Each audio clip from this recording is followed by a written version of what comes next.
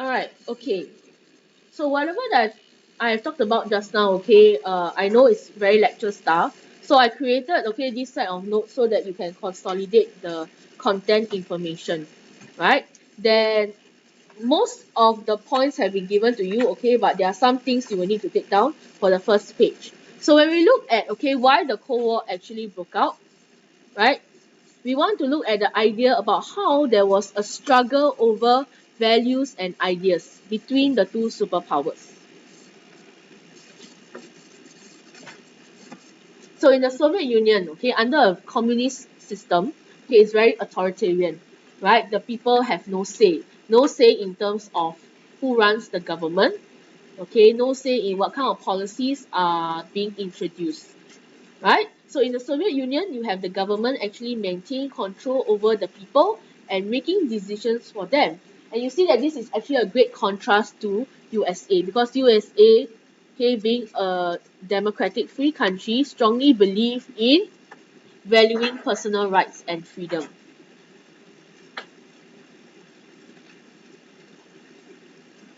Now, do understand that this difference in ideology existed way before the World War, right? Because Soviet Union turned communist in 1919, right, when Lenin came into power. So then you should ask, how come in 1919 they don't have this issue? Okay, how come there's no Cold War that broke out then? Okay, so like yeah, okay, after World War One, okay, countries were focused on recovery, and don't forget USA started practicing a policy of isolation, right? Okay, they started closing themselves up to international affairs. They didn't even take part in LON, okay, and then they just focus on building themselves up domestically.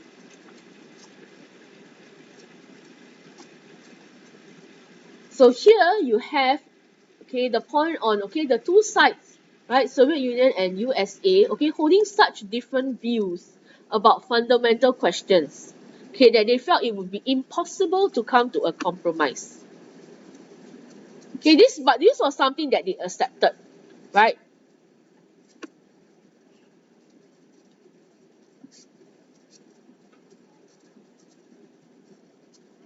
So they agree to disagree in a sense. They agree to disagree over how their country should be run.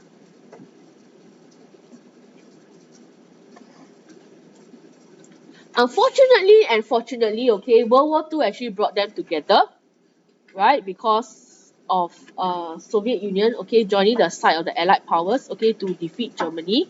And then based on what we have discussed just now, okay, you have the TYPE, right, the types of conferences. Okay, you see that there was a great sense of mistrust that deepened the suspicion and caused their alliance to break down. So whatever that I've highlighted, okay, are actually the key points, okay, that you should take note of.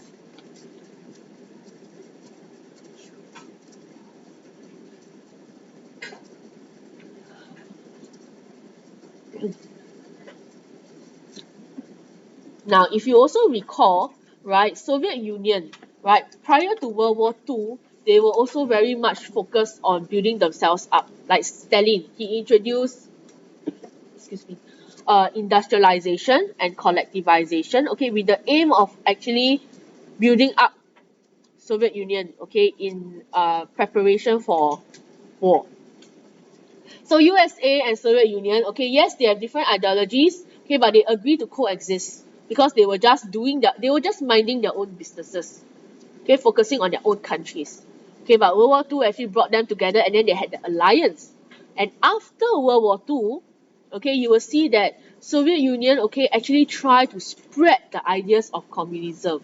And it was because they wanted to spread the ideas, this is why USA felt the threat of communism then and not before.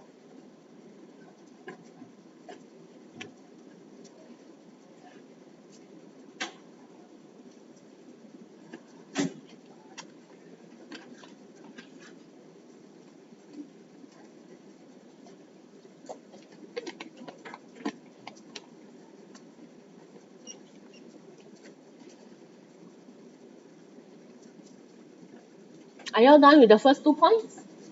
Anyone not done? Okay.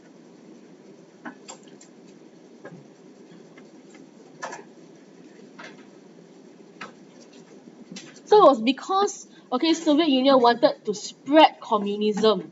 Okay, this action of theirs, right, like I said, okay, after the war, Stalin had already had his, I mean, it was Soviet Union who liberalized Eastern Europe. So even before the war ended, the Red Army was already in Eastern Europe. Right, and after the war, okay, after the war ended, okay, during the Potsdam Conference, they disagreed on how to deal with Eastern Europe.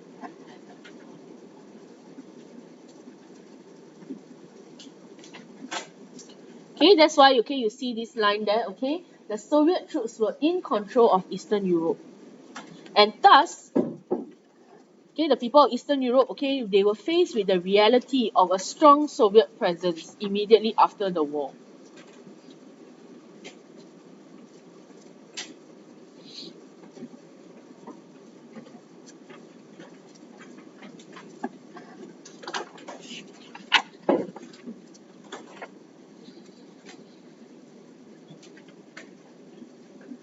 Is everybody done with the first point? Okay.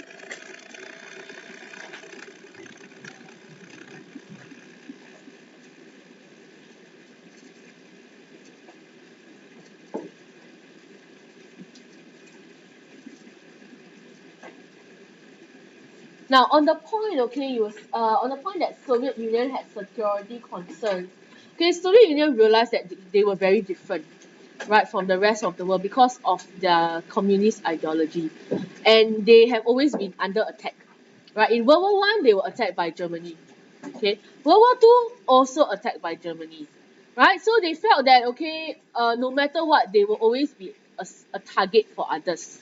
So now that they were the ones who were in control of Eastern Europe, okay, what do you think Stalin was very likely to do? Now that he actually had dominance in Eastern Europe, and knowing that and having that security concern of always being attacked by others. Maybe not so much revenge to attack others, but he wants to make sure that no one will ever dare to attack him again, correct? Correct? Okay, so he wanted to build a strong sphere of influence such that, okay, he had a lot of countries behind him, behind his back. Okay, no one will actually dare to attack Soviet Union. So that was one of the reasons why, okay, he wanted control over Eastern Europe.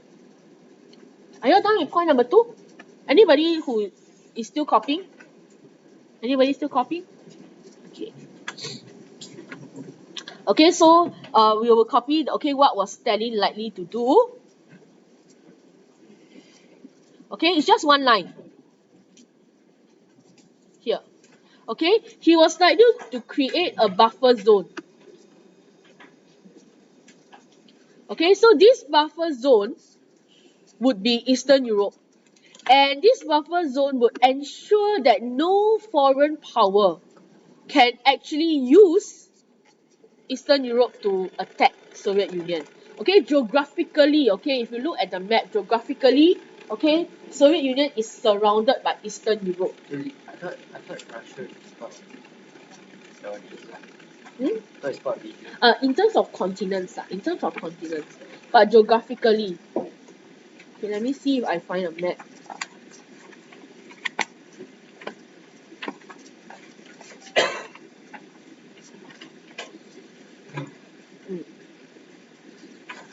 Okay, if you have your textbook with you, right, you can turn to page 19. If you don't have it, okay, never mind, just bring it next week. Right, page 19, go back home and take a look. You will see that whatever, okay, surrounds Soviet Union is actually Eastern Europe. That is the reason why Soviet Union wanted Eastern Europe as a buffer zone. So before they can attack Soviet Union, okay, if they have Eastern Europe on their side, right, it acts as a first line of defense. Okay, so you see whatever is in blue, Hafiz, whatever is in blue is, okay, the Comecon members, which is basically, alright, whatever is part of the countries at war lah. So like No, it draws a very clear line. There are two sides, remember? One is the communist side and one is the democratic side. Okay? Right? So we are going to stop here. Okay, this gives I stop here to, okay, explain to you the motivations that Stalin had. Okay, then later on, sorry, not later on, in the next lesson, okay, when we carry on, okay, you want to see why is it that Europe was so important to USA that she needed to protect Europe and not allow the whole of Europe to fall under communist influence. Right, that's the next bit. So when you come to class, okay, you need to make sure you have your presentation slides, okay, as well as your this GO. This will be your GO. Any questions? Okay, those of you who did not submit your homework today, please make sure it's in by Friday. Okay, Monday during my lesson is the latest. After that, I am not going to collect anymore. Okay?